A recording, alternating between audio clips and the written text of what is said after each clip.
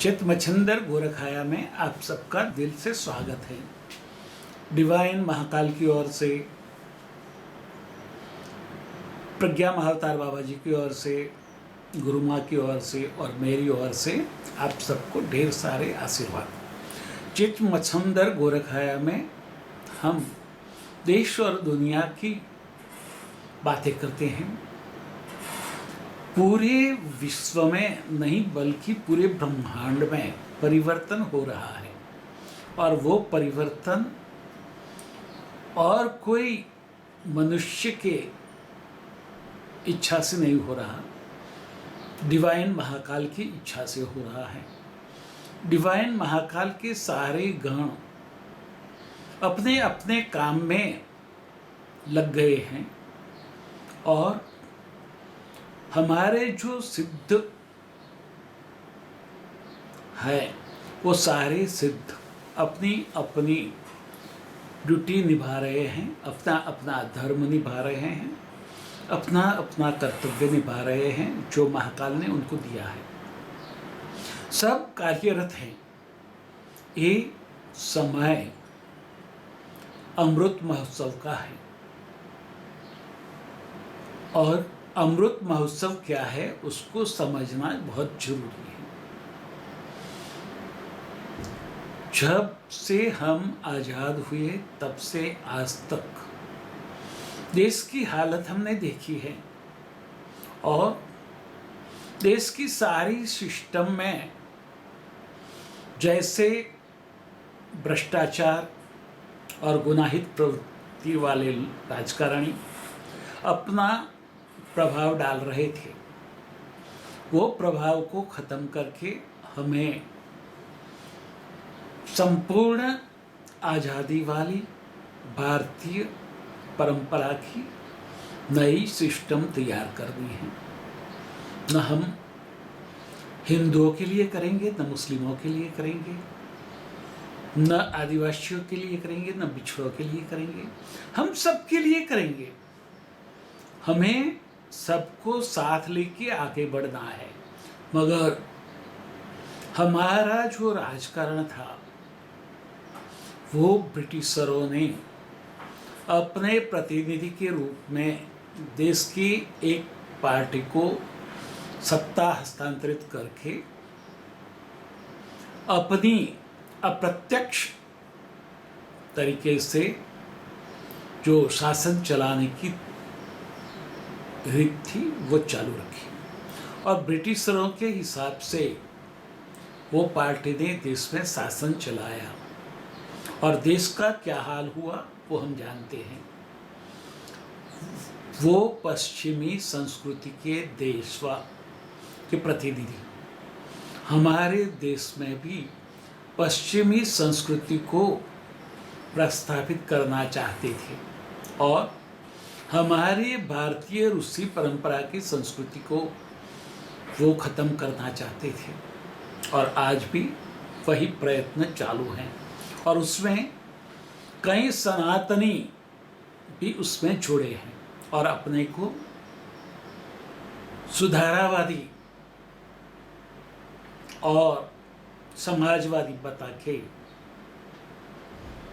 वो एक छल पैदा कर रहे हैं, देश के सारे नागरिकों को भ्रमित कर रहे हैं। हमें वो भ्रम से मुक्त होना है और सच क्या है वो समझ के देश के राजकारण को भ्रष्टाचार और गुनाहित राजकारणियों से मुक्त कराना है। और कांग्रेस ने जो सिस्टम बनाई है जो ब्रिटिशरों के हिसाब से चल रही हैं वो सिस्टम एडमिनिस्ट्रेटिव, फाइनेंशियल और जुडिशरी, वो तीनों सिस्टम को बदलना है। जुडिशरी में शायद आपको पता नहीं होगा कि हमारे सुप्रीम कोर्ट और हाई कोर्ट के जजेस जो परिवार से आते हैं वो 100 परिवार कांग्रेस के गांधी नेहरू परिवार के कमिटेड परिवार हैं और उनकी चापलूसी करते हुए वो सारे जज अपनी सत्ता प्रस्थापित कर चुके हैं। देखें तो सारे जजों के परिवार से कितने जज हाई कोर्ट और सुप्रीम कोर्ट में आए, वो सारा आपको गूगल पर सर्च करने से मिल जाएगा। और वो लोग चाहते हैं कि वही परंपरा चलती रहे, जजों के परिवार से ही जज आए। तो फिर जुडिशरी की क्या जरूरत है? हमें जुडिशरी भी बदलनी पड़ेगी और राजकारण भी बदलना पड़ेगा। पूरे देश से जो गैंगस्टर लोग की गैंग सक्रिय हैं, सब राज्यों में है और कई सारी संख्या में है।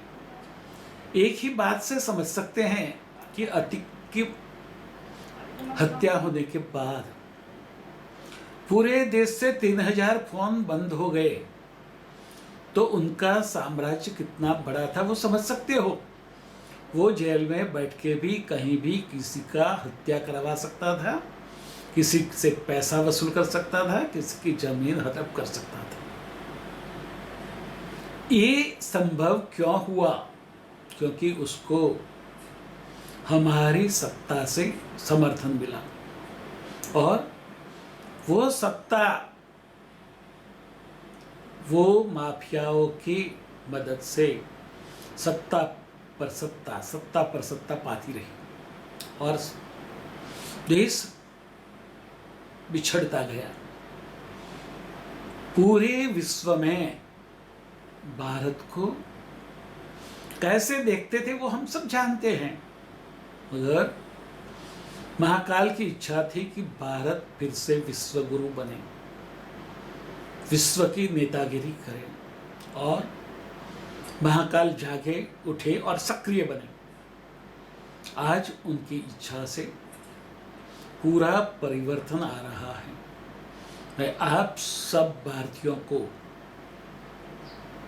आह्वान करता हूं कि आप देश को बदलने के लिए महाकाल के गण बन जाए, इंस्ट्रूमेंट बन जाए, माध्यम बन जाए और उनकी कृपा के प्राप्त करें,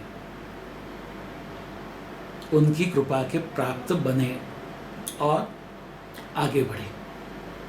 आगे बढ़ना है तो महाकाल के साथ जुड़ो।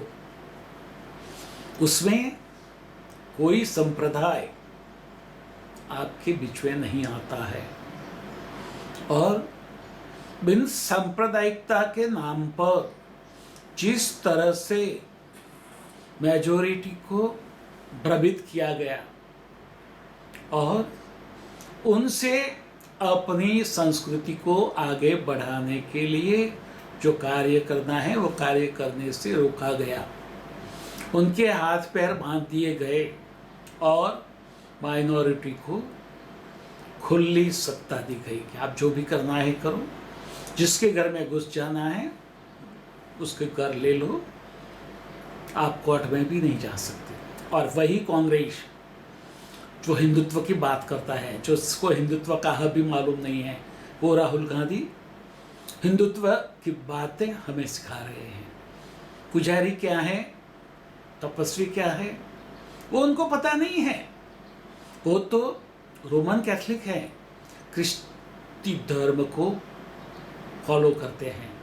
और आपको ताज्जुब होगा कि केजरीवाल, सिसोदिया, चरणजीत चन्नी, जगन मोहन रेड्डी जैसे कई लोग, इवन खरगे भी क्रिश्चियनिटी को फॉलो करते हैं और हिंदुओं के साथ छल करते हैं। ऐसी कांग्रेस को वोट देना गुनाह है, समझ लें। वो कांग्रेस जिसने देश के साथ गद्दारी की है, उसको हमें उसकी सही जगह बतानी पड़ेगी। हमें राष्ट्रवादी पार्टियों को आगे लाना पड़ेगा और देश में युवाओं को आगे ला करके सारी पार्टियों में जाके वो पार्टी का राजकारण बदले। जो युवा राष्ट्रवादी हो, नीतिवान हो, चारित्रवान हो, प्रामाणिक हो, वो अपने इच्छा के मुताबिक पार्टी में सक्रिय हो जाए और वो पार्टी को बदले, वहाँ की गंदगी साफ करें और सत्ता की धुरा संभाल के देश को आगे ले जाएं और विश्व में अव्वल नंबर का देश बनाएं। इसीलिए हमें सारे भारतीय राजकारण से भ्रष्टाचारी और गुनहगार राजकारणियों को सत्ता से बेदखल करना पड़ेगा, जिससे हमारा न्यायतंत्र भी डरता है। उसके साथ खड़ा होके उसको बोलना पड़ेगा कि ऐसे जो राजकारणी हैं उनके सामने जो केस है उसको जल्दी से ख़त्म करें, उसको सजा करें और अपना देश के प्रति जो भाव है वो दर्शाएं। सिर्फ जुडिशरी भी नहीं, हमारा एडमिनिस्ट्रेटिव सिस्टम भी जो ऐसे लोगों के हाथ में है जो एक परिवार के प्रति अपनी वफादारी दिखाता है, उनसे भी हमें छुटकारा पाना है। और बिन सांप्रदायिकता जैसी कोई बात ही नहीं है। जो बिन सांप्रदायिक होगा वो कोई धर्म को फॉलो नहीं करेगा, वो नास्तिक होगा। उसको नीति अनीति क्या, प्रामाणिकता अप्रामाणिकता क्या, चरित्र क्या, आप समझ सकते हैं बिन सांप्रदायिकता के नाम पर कैसे भारतीयों के साथ छल किया गया। और वो बिन सांप्रदायिकता से परे होकर हमें हमारी आध्यात्मिकता के आगे करके चारित्रवान नेताओं की फौज तैयार करनी पड़ेगी, जो भारत में अमृत महोत्सव की जो सेलिब्रेशन हो रही है उसी समय देश का सुकान संभाले और देश को विश्व में प्रथम स्थान पर स्थान दे और भारत के सारे नागरिकों को सुख शांति और समृद्धि मिले। न कोई दलित हो, न कोई वंचित हो। दलितों के नाम पे भी बहुत सारा राजकारण खिला गया।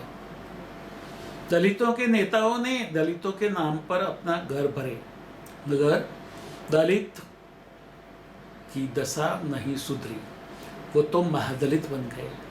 दलितों को भी ये बात समझनी है। कई दलित पढ़े लिखे लोग कई दूसरे लोगों के प्रति द्वेष रखते हैं, जिससे आप आगे नहीं बढ़ोगे, जिससे आपका कल्याण नहीं होगा। यदि कोई बिछड़ा है तो वो अपने कर्मों से है, नहीं कि और किसी की वजह से। तो ये बात हमें समझनी है। कोई ऊपर उठ गया है तो वो अपने कर्मों से उठा है। अपने कर्मों को ब्रह्म कर्म बनाएं। आपको भी ब्रह्मत्व धारण करने का अधिकार है। आप राजकारणियों के शब्दों में, वचनों में उलझ मत जाए। वो तो आपको लूटते रहेंगे, आपका हक मारते रहेंगे और आपको दलित से महादलित बनाएंगे। मैं ये जब सारी बात करता हूँ तो फेसबुक को मेरी एक बात पसंद नहीं आती, मगर सत्य को प्रमाण की जरूरत नहीं होती है। सत्य सत्य ही होता है और सत्य प्रकट होके अपने आप को सबके सामने उजागर करता है। फेसबुक जैसी मल्टीमीडिया, समझ लें कि वहाँ किसी की हत्या हो रही है, उसका लाइव प्रसारण हो रहा है, मगर जो सच बात मैं बता रहा हूँ उसको वो फैलाने से रोकते हैं। वो क्या कर रहे हैं उसको पता नहीं है, मगर वो भी चाहते हैं कि भारतीय संस्कृति खत्म हो जाए और पश्चिमी संस्कृति रंग से रंग जाए। यदि फेसबुक सुधरता नहीं है, ट्विटर सुधरता नहीं है, व्हाट्सएप सुधरता नहीं है, तो हमें हमारा खुद का मल्टीमीडिया खड़ा करना पड़ेगा। फेसबुक यूजर्स में देखेंगे तो सबसे सारे बहुमती में भारतीय होंगे। फेसबुक को ये बात ध्यान रखनी होगी कि भारतीयों का अवगणना करके भारतीय संस्कृति की सही बातें छुपा करके रुजुआत नहीं करने देके वो अपना आप आगे नहीं बढ़ सकता, अपना विकास नहीं कर सकता।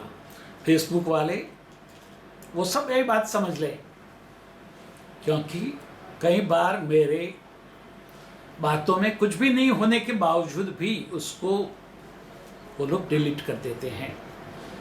तो मैं कहता हूँ कि आप कहीं से भी मेरी YouTube चैनल पे जाए, वो फ्री है, सब्सक्राइब करें, अगर सुने और देश के लिए अपने आप को समर्पित कर दें और महाकाल की कृपा के पात्र बने।